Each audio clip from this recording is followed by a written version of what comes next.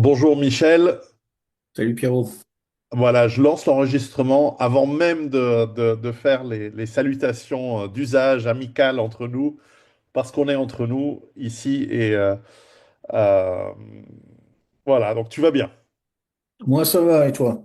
Écoute, c'est un monde étrange. Je me faisais la réflexion ce matin que, en fait, toutes les turpitudes qui sortent en ce moment des classes, de l'oligarchie, alors pour l'instant on en est au trafic de jeunes filles, pour trafiquer de l'influence et de l'aide à la seule démocratie du Moyen-Orient. En gros, hein, je résume, il y a plus que ça, mais pour l'instant, c'est... Et puis il y aura pire, hein, qui va sortir.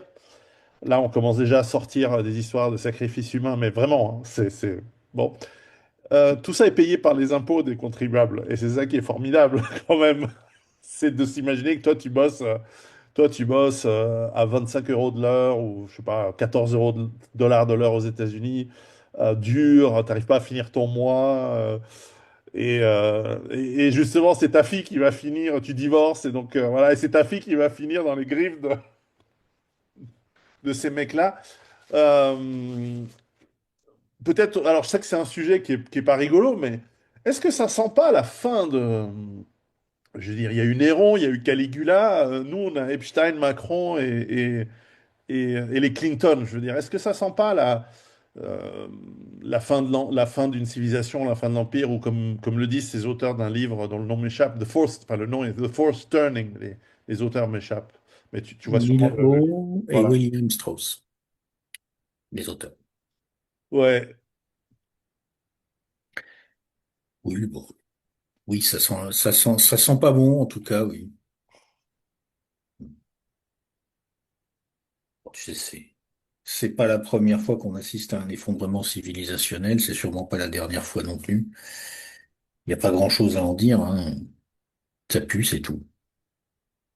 ouais. En tout cas, ça valide, à mon avis, le fait que, de manière différente, toi comme moi, on s'est un peu sorti du monde. Moi, c'est plutôt le monde de l'entreprise que j'ai quitté et les fourches codines qui vont avec. Toi, tu as fait un peu une sorte de diète des médias d'Internet, etc., et des trolls qui vont avec. Euh, comment ils font les gens normaux qui bossent, qui ont justement souvent de la peine à finir le mois ou certainement à pas avoir une vie qui correspond à leurs désirs, et parfois c'est bien. Comment ils font dans ce monde comment on fait quand on ne s'est pas encore sorti de la matrice complètement, qu'on ouvre les yeux, qu'on voit ce genre de choses et tout le reste? Donc, moi, ce que je peux te dire, c'est que en France, quand tu ouvres les yeux autour de toi, que tu écoutes ce que les gens disent, que tu écoutes surtout le ton sur lequel ils le disent, y compris dans des conversations très aseptisées à la pause café au bureau, tu sens que il y a une lassitude générale, il y a une sorte de grande fatigue. Je sais pas comment c'est dans les autres pays, parce que tu sais, moi je suis français, je vis en France, je suis très enfermé dans mon petit pays d'Europe occidentale, mais en tout cas chez nous c'est très sensible. Je dirais que la réserve d'énergie dont disposait la population française doit être consommée à 80%, quoi. Les gens tiennent encore à peu près, mais tu vois, ça fait penser tu sais, les cyclistes qui souffrent dans une ascension, pas les vedettes en tête de course, mais ceux qui se battent pour pas être éliminés en arrivant hors délai. La- c'est la sensation que me font mes compatriotes, quoi. Voilà. Alors ça tient encore parce qu'ils n'ont pas le choix, en fait. Mhm. Mais tu sens qu'ils sont épuisés, quoi. Faut dire que nous, en plus, en France, en ce moment, on assiste quand même à des spectacles particulièrement gratinés, je trouve. Bon, c'est vrai partout, hein, en Occident, mais chez nous, avec Macron, on a quand même tiré un numéro particulier, quoi. Lassitude, c- lorsqu'on arrive à 100% d'utilisation des réserves face à cette, en sachant que souvent ça s'use de manière exponentielle, ce genre de choses. Après quoi? Apathie généralisée, plus personne ne bosse, ultra-violence type 1793. Qu'est-ce que ça donne? Pour l'instant, ce qu'on voit nettement, c'est l'apathie. Ce qu'on voit nettement, c'est que plus personne n'a envie de bosser. Un des problèmes de la France, là encore, je ne sais pas si c'est vrai aussi à l'étranger, je soupçonne à en juger par les échos que je peux avoir que c'est vrai très largement ailleurs à l'étranger aussi, mais en tout cas en France c'est très perceptible. Il y a une très grande crise du travail. Alors c'est pas que lié à l'ambiance générale dans le pays, il y a aussi des causes endogènes à la façon dont fonctionnent les entreprises, mais il y a une crise de la motivation. La France en ce moment, si tu veux, c'est un pays au bord de la démission silencieuse en fait. Un pays entier au bord de la démission silencieuse. Est-ce qu'à un moment ça va dégénérer de façon violente? Ça, j'en sais absolument rien. Il y a des minorités en France dont on sent qu'elles peuvent devenir violentes, plus d'ailleurs à l'extrême gauche qu'à l'extrême droite à ce stade, mais c'est quand même que des petites minorités. La grande masse, c'est l'apathie pour l'instant. Pour Mhm. l'instant, c'est ce qu'on voit. Et je suis incapable de te dire ce que ça deviendra dans 15 jours, dans un mois et a fortiori dans un an ou deux. C'est très difficile de prévoir parce que la situation est étrange, paradoxale. Il n'y a pas vraiment de précédent historique clair à ce genre de crise. C'est bizarre, quoi. Ouais. Bon, c'est sûr qu'il y a un côté fin de l'Union soviétique, l'idéologie en moins, mais clairement, pourquoi travailler et payer des impôts pour que à la fin, Wexner, Bronfman, Dershowitz, Adelson, Lutnik, Schusterman se tapent des gonzesses, voire bouffent des bébés, quoi. Donc, C'est les vrais noms des mecs, là, que tu m'as donné ou mais c'est une toute petite partie. Il y a aussi des Clinton et d'autres. Mais c'est des milliers de gens. D'ailleurs, ma théorie, c'est pas que la mienne, je l'ai entendu par une ou deux personnes. Ma théorie, c'est qu'en fait, euh, Bill Gates aussi, tu vois, au bout d'un moment, si tu fais pas partie de ce club, t'es pas dans les bons réseaux. Donc, à la limite, tu te forces, quoi. Tu te forces à y aller juste pour qu'on puisse te faire chanter, parce qu'une fois on te fait chanter, tu es garanti de monter, parce que tu ne deviens pas président de la République française, tu ne deviens pas député, et donc tu n'arrives pas au lieu où tu peux vraiment te gaver sur oui, ça l'argent c'est vrai, public ça c'est vrai. Ça c'est si tu ne certain. fais pas partie des gens qui ont, qui ont trempé qui ont trempé le pinceau dans le truc, quoi. Tromper le pinceau, je sais pas, ça c'est quand même assez olé olé, un peu particulier, mais qu'on te mouille pour te Ah ouais, faire monter à un certain niveau, ça c'est certain. ouais, ouais. Euh, Moi, ce que je sais, alors me demande pas comment je le sais, mais je le sais, c'est que en France, certains milieux de pouvoir, en quelque sorte, la formation qualifiante pour monter, C'est la boîte c'est à partouze. non, Même pas? non, non, non, non, c'est d'avoir, comment dire, trempé et accepté de se laisser tremper dans une affaire de détournement de fonds. Parce que si tu veux, une fois que t'as, comment dire, que t'as mis la main dans le pot de confiture et qu'on a une photo de toi avec la main dans le pot de confiture, tu peux plus dénoncer les gens qui mettent la main dans le pot de confiture. Tout simplement. Ouais, bien sûr. Et bon, comme c'est quelqu'un qui, enfin, je vais pas dire comment je le sais, mais c'était il y a longtemps qu'on m'a raconté ça, mais je sais que, en gros, bon, bon, je vais le dire quand même, ça je peux le dire, dans le Parti socialiste Ouais. de François Mitterrand, tu ne montais pas en grade si t'avais pas une photo de toi avec la main dans le pot de confiture, quoi. C'est-à-dire, voilà. T'es en train de dire que le Parti socialiste est corrompu en France. Mon Dieu, quel... je n'y crois pas. Non, mais ce que je veux dire, c'est que je le En tous sais comme ça. de façon, voilà. Ouais. Je sais comment le système fonctionne et c'était un système. C'est-à-dire que pour monter à un certain niveau, à une certaine époque, je sais pas comment c'est aujourd'hui, hein, ça a peut-être changé, mais à une certaine époque, pour monter à un certain niveau dans ce parti-là, il fallait en gros, voilà. Sinon, tu étais dangereux, puisque ils avaient pas les moyens. Tu vois, je veux dire, le mec, on a la photo avec la main dans le pot de confiture. Ok, il pourra jamais dénoncer ceux qui mettent la main dans le pot de confiture. Ah, c'est comme ça que ça marchait. Ouais, moi, sur un autre, c'est pour ça que je disais boîte à partouze, parce que quand j'étais jeune et beau, et que je fréquentais parfois, quand j'allais à Paris, ce genre d'endroit, j'étais toujours étonné qu'on me dise, ah, tu vois, lui, c'est un ministre, et en fait, sa copine, c'est une journaliste que je connaissais pas, parce que je m'en fous, je connais pas la France. Tu vois, donc, et en fait, bah, c'est au vu et au su de tous, mais Ah, c'est aussi, il y a 25 ans, ça, même alors, plus. mais ça, la France entière a été au courant du fait que Strauss-Kahn n'avait rien d'autre à foutre que d'aller dans une boîte qui s'appelait, je crois, Les Chandelles, qui était une Ouais, boîte à ouais, bien partir. sûr. Ouais. Mais ça, c'est de notoriété publique, hein.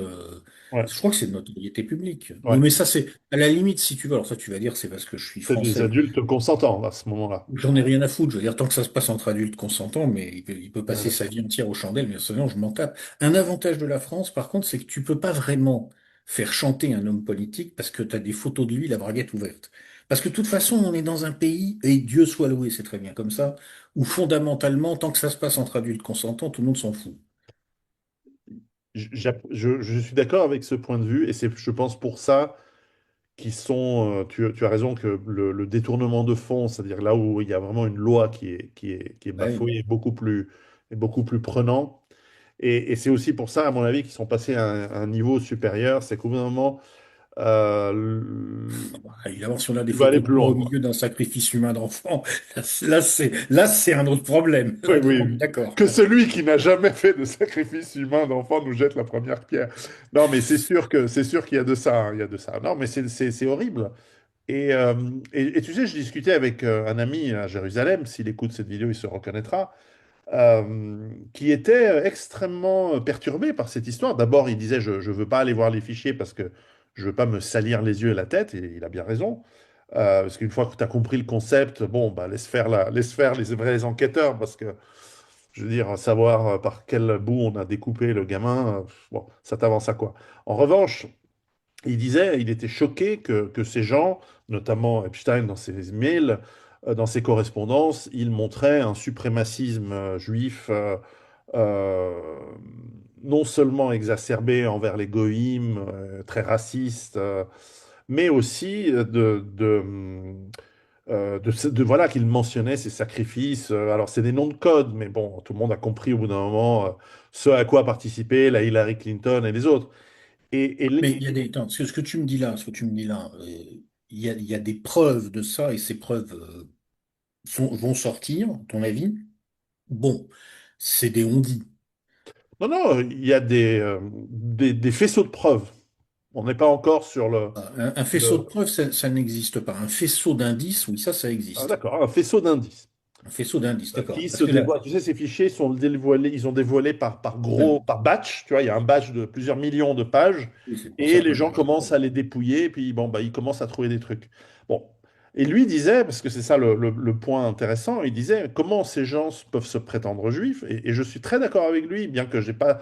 Lui, il est orthodoxe, donc forcément, j'ai pas sa connaissance de la Torah, bref, du Talmud et de différents textes qui constituent le corpus théorique en tout cas de la chose, mais c'est vrai qu'en tout cas sur le point du sacrifice, ça c'est connu, que si on peut dire un truc absolument clair et au crédit de la culture hébraïque ancienne, c'est d'avoir éliminé le sacrifice humain et de l'avoir rendu une abomination, parce qu'à l'époque, ça y allait, hein, entre Moloch et Baal et tous ces cultes tribaux qui sont vieux, hein, comme l'humain. Quand on parle de sacrifice, c'est tu sais, de jeunes vierges, c'est des enfants, hein, c'est des gamines. Et il a raison, et c'est vrai que, bon, bah là, personne nous écoute, on est à 5, mais le- je suis assez d'accord que pour le coup, moi, j'ai très envie de défendre les Juifs dans cette histoire-là, parce que l'amalgame est trop Écoute, facile, écoute, et voilà, quoi. est-ce que euh, tu es au courant de ce qu'étaient apparemment les pratiques de je sais plus quel pape, Borgia, enfin celui qui était pape au moment où Luther a pété un câble dans sa Germanie. C'est quoi, Parce qu'il Alexandre III, enfin bref, un de y ceux-là, a quoi. un mec comme ça. Je veux dire, quand tu compares le message du Christ et les pratiques Ah du ouais, pape ouais. en question, tu te dis que vraiment, quand il s'agit de religion, on peut partir de n'importe quel point pour arriver à n'importe quel autre point. C'est-à-dire que C'est clair. Je suis d'accord. vraiment, je veux dire, le mec, c'était un païen tendance Caligula ou à peu de choses près, quoi. Bon. Ouais, c'est Et clair. officiellement, non seulement il était chrétien, non seulement il était catholique, mais en plus il était pape, tu vois. Donc, si tu veux, à partir de là, qu'est-ce qui va empêcher un groupe de personnes qui sont très riches, qui sont très puissantes, qui se trouvent être issues en grande partie de la culture juive, mais bon, peu importe, ils pourraient être issus de n'importe quelle autre culture, s'ils sont très riches, très puissants, très oisifs, et Ouais, ils sont victimes de la malédiction, en fait, du pouvoir, ouais. qui Bah, tu viens, corrompt t'as tout dit. n'importe quelle âme humaine. Bon, bah voilà, ça donne ça, oui, Non, bon. ça va, je crois. Et tu vois, c'est marrant parce que Soral dit la même chose. J'avais essayé de l'interviewer la semaine dernière, on a eu des problèmes techniques et tout. Mais il dit la même chose. Et en fait, c'est marrant parce il dit en rigolant, évidemment, tu dis, tu vois, moi, je vais devoir défendre les Juifs à partir de maintenant.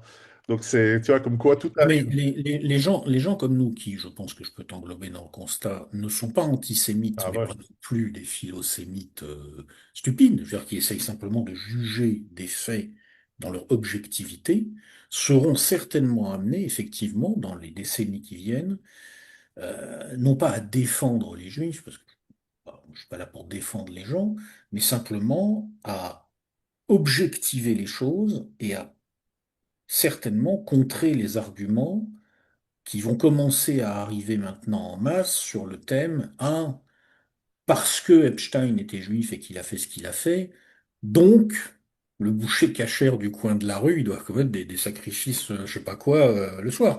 Parce que ça marche comme ça a toujours marché comme ça. Oui, oui, bien sûr, Non, mais c'est clair, c'est clair. Et donc, le... comme d'habitude. Oui, non. Alors pour embrayer sur un autre sujet, parce que j'avais envie de faire un truc rigolo. En fait, c'est ça que j'aime bien avec toi, c'est que d'abord, ça nous remonte le moral mutuellement euh, entre un peu des gens un peu solitaires. Moi aussi, en fait, j'ai pas l'air, mais j'aime bien être dans mon coin et tout. C'est le,